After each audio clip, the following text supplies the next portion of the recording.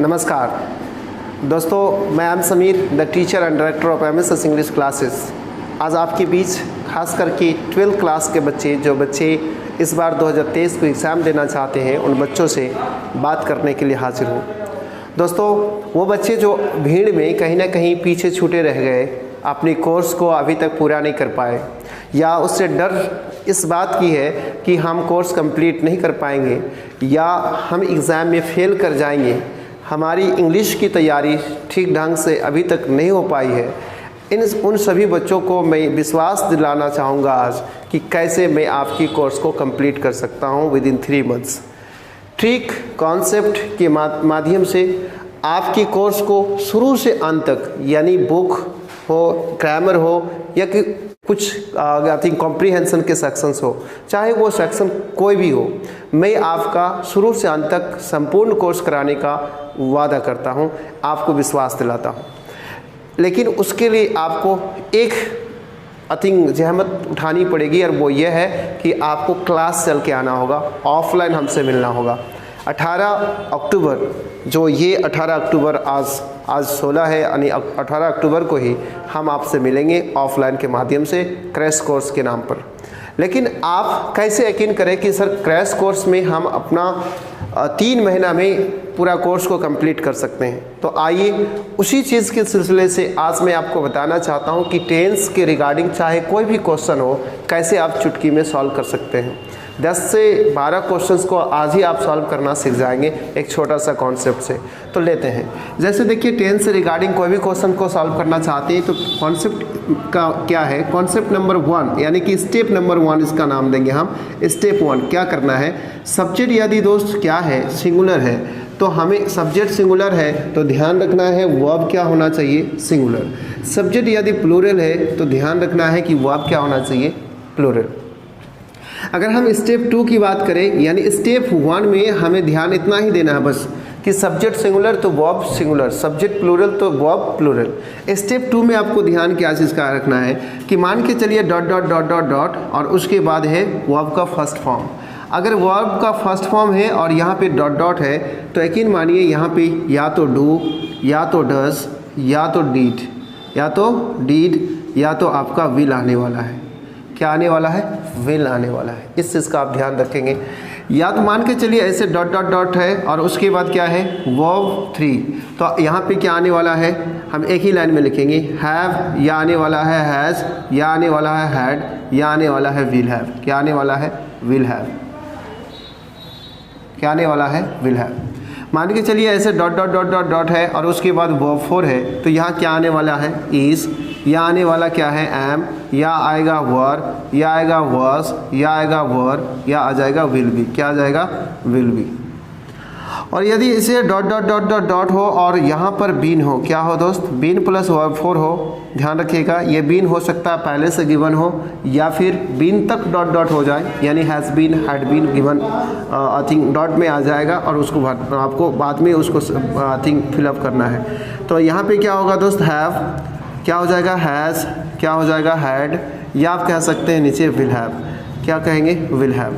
यानी यहाँ पे बीन, यहाँ पे कंडीशन क्या है कि इसमें ऑब्जेक्ट के बाद क्या रहेगा, टीएफ यानी टाइम फैक्टर होगा। इस वाक्य में कहीं समय गिवन होगा कि वो एक्शन जो स्टार्ट किया गया था वो किस वक्त किया गया था, उसकी स्टार्टिंग टाइम दिया हुआ रहेगा। तो वो उस टाइम को जब हम यहाँ पे दिखाएंगे, यानी टीएफ टाइम फैक्टर के शक्ल में, तो वर्ब 4 से पहले बीन आना तय है और बीन से पहले क्या आएगा, हैव आएगा। ये आपके पास स्टेप 2 है। अब स्टेप 3 की बात अगर किया जाए तो स्टेप 3 में आपको क्या करना होता है, उस चीज़ को देखेंगे। स्टेप 3 में ज़्यादा कुछ नहीं है, आपको एडवर्ब ऑफ टाइम को देखना है या तो फिर फ्रीक्वेंसी को देखना है। किसको देखना है, फ्रीक्वेंसी को देखना है। एडवर्ब ऑफ फ्रीक्वेंसी को देखना है या टाइम को देखना है, यानी वह शब्द जो टाइम को दिखाता है। जैसे मान के चलिए टुडे है, तो टुडे हमारा कैसा टाइम दिखाता है, तो ये प्रेजेंट टाइम दिखाता है। अगर हम बात करें एस्टरडे, तो एस्टरडे अगर यहाँ पे नहीं तो चलिए यहाँ पे टुडे लिख दिए हैं, यहाँ पे लिख देते हैं एस्टरडे, तो यहाँ पे एस्टरडे है और यहाँ पे आपका टुमारो है। तो चलिए हमने 3 शब्द लिखा, कितना शब्द, 3 शब्द। यहाँ पे टुडे, एस्टरडे एंड टुमारो।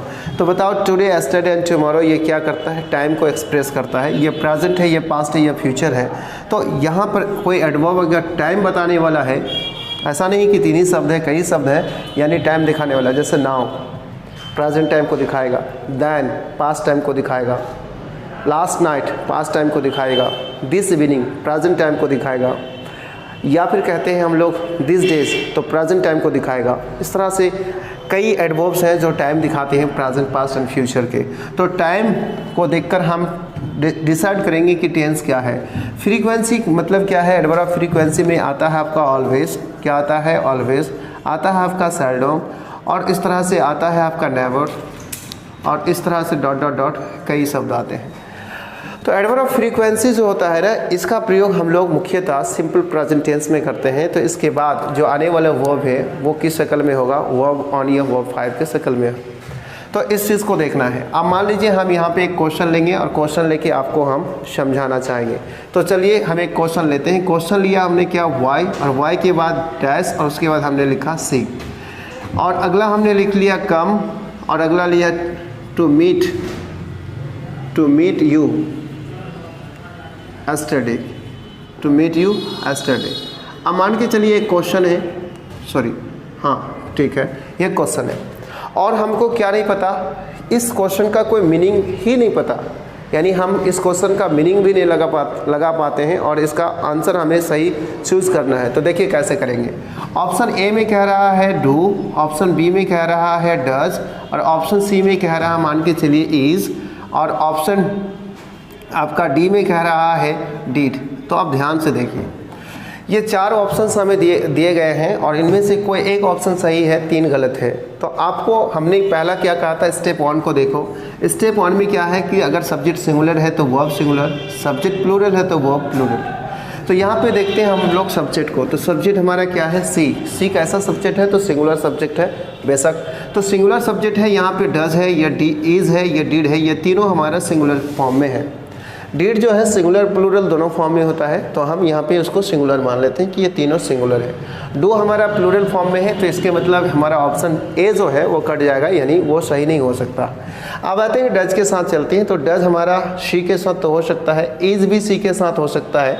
तो इसके मतलब अब हमें कन्फ्यूज़न है कि ये तीनों में से कौन दे, यानी स्टेप 1 से हमें आंसर प्राप्त नहीं हो पा रहा है। तो चलिए स्टेप 2 को फॉलो करते हैं। स्टेप 2 में कहता है कि यदि वर्ब और यहाँ पे क्या हो, गिवन डॉट डॉट डॉट के बाद यदि वर्ब ऑन है तो उससे पहले डू हो सकता है, डज हो सकता है, डिड हो सकता है, विल हो सकता है। ठीक है, यहाँ पर जो हमारा वर्ब है ये क्या है? वर्ब ऑन के शक्ल में है, यानी फर्स्ट फॉर्म है। फर्स्ट फॉर्म है तो यहाँ पे हम डज दे सकते हैं, डिड दे सकते हैं, इज़ दे सकते हैं, बिल्कुल नहीं। तो यानी कि हमारा अब स्टेप 2 के हिसाब से क्या गलत हो गया? सी भी गलत हो गया, यानी सी ऑप्शन भी सही नहीं हो सकता। अब ऑप्शन अगर हम स्टेप 2 के हिसाब से देखें तो डज भी हो सकता है, डिड भी हो सकता है। तो क्या दोनों हो जाएगा? नहीं, एक ही को चूज़ करना है, यानी ऑप्शन कोई एक ही सही है, 2 नहीं हो सकता। तो इसके मतलब हमारा जो स्टेप 2 है वो भी फेल्यूर हो गया, यहाँ से भी आंसर प्राप्त नहीं हो पाया।